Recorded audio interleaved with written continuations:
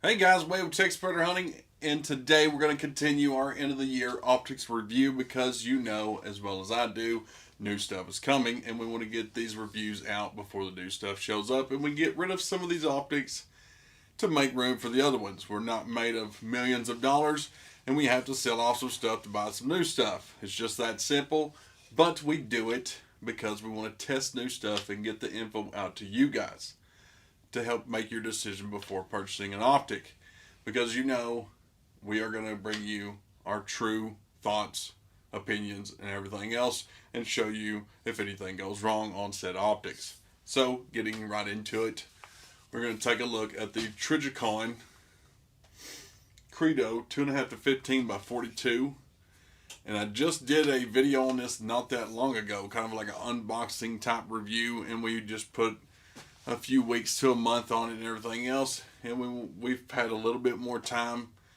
a couple more months of just beating this gun all around. This one is on my Sig Cross in 6.5 Creedmoor, and as everyone saw, this thing has seen a lot of action this season. Now since then I've kind of put it aside and got the varmint rifles out. Now I'm threatening to carry this thing varmint hunting because I enjoy shooting it that much and it's super lightweight, and I really like this scope. This is a Trijicon Credo 2.5 to 15 by 42. This is a second focal plane optic, which means if you're going to dial the turrets and shoot long range, you need to be on 15 power, and which is why that's boxed like that, to let you know it needs to be on 15 power before your wind or elevation corrections are true. This is a 30mm tube, a 42mm objective. It does have the fast focus style diopter, eyepiece, whatever you want to call it. A nice throw lever comes with the optic. I like that a lot. Other than that, it's nice and knurled. And it does have a capped windage, and it does have a exposed elevation, but it does have a good zero stop. The numbers are nice and bright so you can see them very easily. It does have a mill reticle and it stops and there's a dot in the center. I like that type of reticle a lot, especially when letting kids shoot this rifle. You say, look at the tiny dot in the center, put that on and it will pull the trigger. Or when you're varmint hunting with this scope, it gives you pinpoint accuracy having that tiny little dot, especially for nighttime, and this is illuminated. And it has several settings with the off in between, which I've said it before, I've said it a million times, all illuminated reticles should have that. If they have this type of knob on the side, it should have off in between. I've seen in the past that it's much more likely that I will turn off the illumination with the off in between. It kind of reminds me or whatever. I don't know, that's just one of my weird quirks. We have had zero issues with this optic.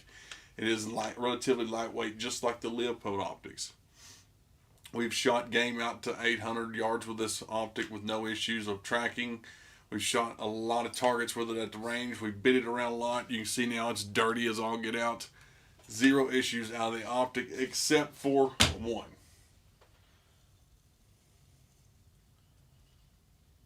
The illumination, and I don't know if it's the battery compartment or what, the illumination seems to be a bit faulty.